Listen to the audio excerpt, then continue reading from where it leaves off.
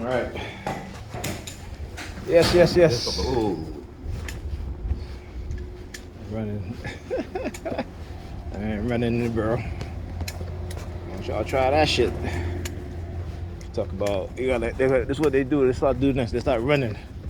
Cause you know what they think. Look, you gonna light up a cigarette. Look.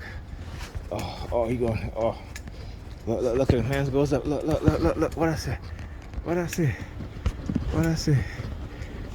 Right? I'm standing in the way and lighting up the cigarette. Yo, they are so predictable. It's a damn shame. So predictable. So damn predictable. He started spitting because I looked at the gray car. Right? See, they think they got me paranoid. That's basically what it is. Okay? See, they've did this to so many people, right? That they understand when they start talking to somebody in a heavy manner, which they do to me, that the person end up in a paranoid state. That used to be the case, not anymore. Okay? And this is what happens when you study this program, because you get to understand it is a program, right? That there are scripts and what we call street theater themes that are being used, the use of colors to affect our emotions negatively, right? The use of certain things to try to get us angry, right? To create what is called the fight or flight phenomena. But you see, when you understand these things very well, they can do whatever they want to do. And those things will cease to exist. You will cease to exhibit the fight or flight, because you understand that this technology that they're being used against you, that they basically turn your life into a confined space, right? That way it is more easily controllable. So they control your time in terms of timing, in terms of events, to make it look like something is supernatural, but it's not.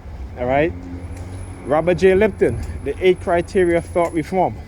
Once you understand the psychological aspect of your targeting, you get to understand that, and also the technology being used. You get to understand this technology. And you get to understand the indoctrination of religion in the minds of the feeble individuals who are indoctrinated. And I say feeble, not in terms of being disrespectful, but because we have been conditioned from we're young. Our mind becomes feeble in that sense, in which that they can create things and do things and have us believing that it is some supernatural power, but it's not. It's actually manipulation. It is actually an event, planned, scripted event that is taking place. All right, here's my bus. There's another bus coming. All right. There's a lot of buses. One just went up there. There's another one. Anyway, so when Pam came home, now she always keeps her uniform on, but today she comes home, right, takes off her clothes right in front of me again. You know, she was wearing a black, black ensemble underneath, and she went into her bedroom, put on her robe, and came back, walking back and forth with her hands in her pocket, talking about how she's cold. Oh, I'm cold, staring at me. I'm cold. Then, after calling her out on it, she walks over to Ethan. That's when you see I started that video that I uploaded with her. And I said, what you saying to Ethan? She's like, oh, I'm just talking to him. I'm threatening him. Yeah, okay. So you understand how they use her in terms of trying to send subliminal threats about my son. And then she goes and lay down in my daughter's bed, right? Again, after I called her out, and she turned to my daughter now, our daughter, not my daughter, but she turned to our daughter, and started doing this to her, and then she goes and lay down in her bed. Okay? And then she had on some black socks. And every time she walked past, she would kick her feet. So I said to her, why are you kicking your feet? She like, because it feels good, and I like the friction, what have you. And as I'm leaving, she goes into the kitchen, sits down in the kitchen, and starts shaking her feet, kicking her feet up back and forth, because again, she's wearing the black socks. Tell you guys how to use the color black. Yeah, I'm gonna keep on recording. Don't worry about it. Don't worry, sweetheart. I got y'all. Okay? Yeah, look over there. Gray jacket. Turns around when he sees me getting ready to get on the bus. All right. Feel the car honking? Yeah. Okay, buddy. Is that the bus? No. That's the B8. Is that the B8? Yep. That's the B8. Anyway, so yeah, interesting. I was on the bus. They always targeting me with this indirect conversation they're having and how they team up. Woman having a conversation, certain words that she said, another woman sniffling, you know.